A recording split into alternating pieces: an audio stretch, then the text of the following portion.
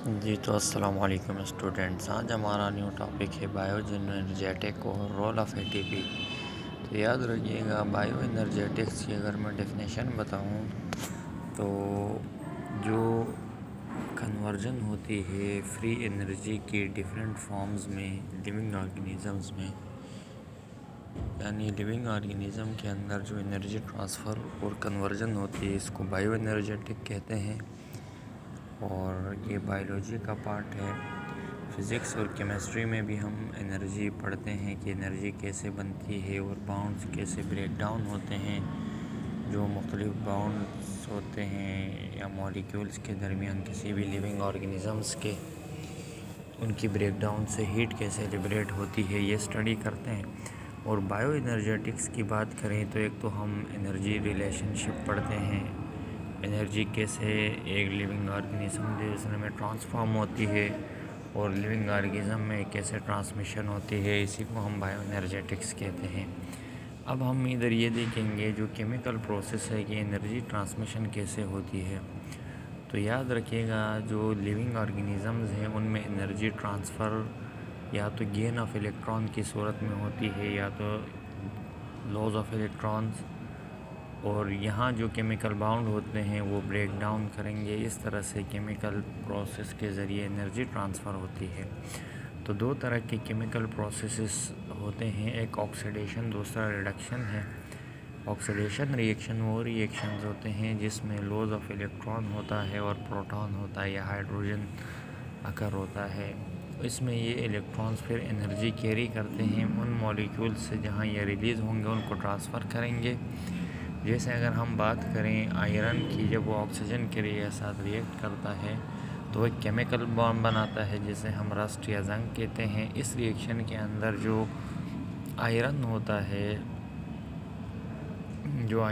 है स्टूडेंट्स, वो अपना एक इलेक्ट्रॉन लॉस करेगा और वो ऑक्सीजन को ट्रांसफ़र कर देता है। इसमें जो आयरन है ये ऑक्सीडाइज होगा और यहाँ से एनर्जी ट्रांसफ़र होगी ऑक्सीजन को इन इलेक्ट्रॉन्स के थ्रू। और दूसरी तरफ क्या होगा, ये रिडक्शन हो जाएगी जहाँ गेन ऑफ इलेक्ट्रॉन या हाइड्रोजन अकर होता है और इस गेन ऑफ इलेक्ट्रॉन में एनर्जी होती है और ये स्टोर्ड फॉर्म में पाई जाती है। अब अगर हम बात करें तो बहुत सारे लिविंग ऑर्गेनिज़म में ये रिडॉक्स रिएक्शन होते हैं और इनकी वजह से, यानी एक मॉलिक्यूल से दूसरे मॉलिक्यूल में कंटिन्यूसली ट्रांसफ़र ऑफ एनर्जी होता है। और अगर ये ट्रांसफ़र ऑफ एनर्जी नहीं हो तो लिविंग सिस्टम के अंदर कोई भी फंक्शन नहीं करेगा। अब अगर हम बात करें स्टूडेंट्स तो एनर्जी करेंसी की, कि लिविंग ऑर्गेनिजम्स में वो कौन सी चीज़ है जो एनर्जी को ट्रांसफ़र करती है। तो अगर हम अपने घरों में देखें तो बैटरीज़ के अंदर एनर्जी स्टोर होती है और जब बिजली होती है तो यूजुअल जो सोर्स होता है, व्हेन लाइट अवेलेबल, तो उसको सोलर प्लेट्स वहाँ एब्ज़ॉर्ब करती हैं। फिर ये एनर्जी बैटरी यूटिलाइज़ करती है जब लोड शेडिंग होगी। जब लाइट नहीं होती है तो यहीं जो बैटरी के अंदर एनर्जी स्टोर हुई है, इसी को यूज़ करके हम उसको यूज़ करते हैं। इसी तरह से याद रखिएगा, जो जानदार हैं इसमें भी एनर्जी स्टोर होती है और ये जो एनर्जी स्टोर एक स्पेशल मॉलिक्यूल करता है जिसे एडेनोसिन ट्राइफॉस्फेट या एटीपी कहते हैं। अब जो ऑर्गेनिजम्स हैं उसमें एनर्जी लिबरेट होती है, रिलीज़ होती है जब ये ऑक्सीडेशन रिएक्शन होता है। फिर ये एनर्जी मॉलिक्यूल्स यूटिलाइज़ करते हैं और ये एडीपी बनाते हैं, एडेनोसिन डाइफॉस्फेट।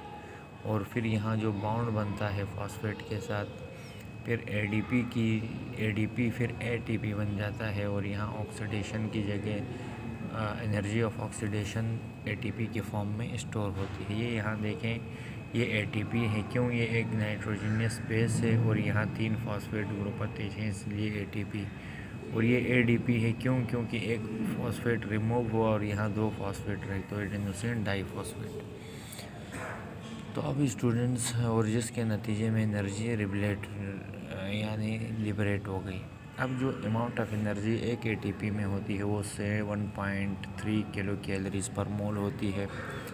और एटीपी लिविंग ऑर्गेनिजम्स एंडोडसिन ट्राइफॉस्फेट को इस्तेमाल करते हैं और मुख्तलिफ वर्क होते हैं इसके ज़रिए। तो ये जो एनर्जी लिबरेट होती है ये एटीपी को ब्रेक करती है और एटीपी में इंटरगोनिक प्रोसेस है, यानी एनर्जी अंदर ली जाती है। और ब्रेकडाउन होना एटीपी का या एक्सरगोनिक है, क्योंकि इसमें एनर्जी लिबरेट होती है यानी रिलीज़ होती है।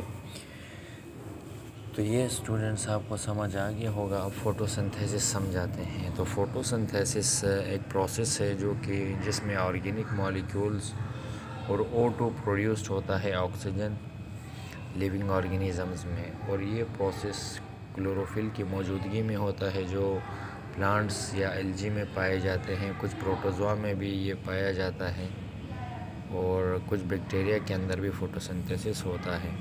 तो अब फ़ोटो कहते हैं लाइट को, सिंथेसिस कहते हैं बनाने को, यानी लाइट की मौजूदगी में जो एनर्जी बनती है इसे फोटोसिंथेसिस कहते हैं। अब ये जो प्लांट्स होते हैं ये इनऑर्गेनिक मॉलिक्यूल जैसे कार्बन डाइऑक्साइड हो गया, वाटर हो गया, इसके साथ रिएक्ट करेंगे लाइट एनर्जी और क्लोरोफिल की प्रेजेंस में, और ये ग्लूकोज और ऑक्सीजन बनाते हैं। ये आप केमिकल इक्वेशन देख सकते हैं कि जिसमें जो इनऑर्गेनिक मॉलिक्यूल कार्बन डाइऑक्साइड था और वाटर था H2O, ये लाइट और क्लोरोफिल की मौजूदगी में इससे शुगर बना, ग्लूकोज बना, C6H12O6 और O2 रिलीज़ हुआ। ये केमिकल इक्वेशन है फोटोसिंथेसिस का, जो कि इम्पोर्टेंट है, पेपर के लिए याद रखना है। अब अगर हम क्लोरोफिल की बात करें तो क्लोरोफिल एक ग्रीन पिगमेंट है और ये क्लोरोप्लास्ट ऑफ प्लांट सेल में पाया जाता है क्लोरोफिल। और ये क्या करता है, यानी लाइट एनर्जी को एब्ज़ॉर्ब करता है और फोटोसिंथेसिस के ज़रिए फिर ये लाइट एनर्जी को केमिकल एनर्जी में कन्वर्ट करता है। ये क्लोरोफिल का काम है।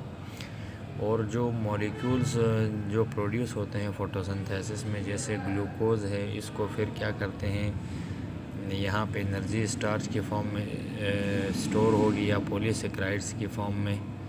फिर प्लांट्स इन कार्बोहाइड्रेट्स को यूज़ करके फैट्स, प्रोटीन्स बनाएंगे, न्यूक्लिक एसिड्स बनाते हैं। फिर यहीं ग्लूकोज रिस्पायरेशन में यूज़ होता है और वो एनर्जी बनती है उससे। और मेटाबॉलिज्म होता है लिविंग ऑर्गेनिजम्स के अंदर जाके ये टूटता है और इससे एनर्जी बनती है। ये आपको यहाँ एक डायग्राम दिखाई है जिसमें different forms of life completely depends on photosynthesis, जिसमें ये बताने की कोशिश की है जितने भी लाइफ प्रोसेसेस है सब में फोटोसिंथेसिस, और जैसे स्टार्च बन रहा है, प्रोटीन्स, न्यूक्लिक एसिड्स, रिस्पायरेशन के ज़रिए एनर्जी रिलेट हो रही है, ऑर्गन, सीड, फ्रूट, ट्यूबर्स में जो एनर्जी स्टोर होती है, ये सब फोटोसिंथेसिस के ज़रिए। जब तक फोटोसिंथेसिस नहीं होगी तो ये सारे प्रोसेसेस नहीं होंगे। तो अब याद रखिएगा जो प्लांट्स होते हैं सिर्फ ऑर्गेनिजम्स ही नहीं फोटोसिंथेसिस पे डिपेंड करते, बल्कि एनिमल्स या हेटेरोट्रॉफ्स जो अपनी खुराक खुद तैयार नहीं करते, एनिमल्स वगैरह, वो भी डिपेंड करते हैं फोटोट्रॉफ पे, प्लांट्स पे। तो फोटोट्रॉफ प्लांट होते हैं वो मॉलिक्यूल्स को यूटिलाइज़ करते हैं द फूड। इफ़ एनिमल्स, अगर हर्बीवोर है वो प्लांट्स को खाएगा, जो कार्निवोर है एनिमल्स को खाते हैं, और फिर एनिमल्स फिर फीड करते हैं प्लांट पे। इस तरह से क्या होता है, ये जो फीडिंग सीक्वेंस है इसी को हम फूड चेन भी कहते हैं, कि जैसे सनलाइट से प्लांट्स ने इस्तेमाल किया, फिर प्लांट को एनिमल खाएगा, फिर एनिमल को दूसरा एनिमल खाता है, फिर एनिमल प्लांट्स को खाते हैं। ये जो सीक्वेंस है इसी को फूड चेन कहते हैं। अब याद रखिएगा फोटोसिंथेसिस में O2 ऑक्सीजन होता है, वाटर स्प्लिट होता है इसमें,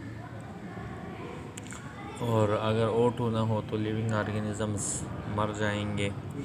और जो कार्बन डाइऑक्साइड की मकदार या ऑक्सीजन की मकदार को फोटोसिंथेसिस के ज़रिए बराबर रखा जाता है, और इस प्रोसेस के दौरान कार्बन डाइऑक्साइड को फिक्स किया जाता है और ऑक्सीजन रिलीज़ होता है एनवायरनमेंट में।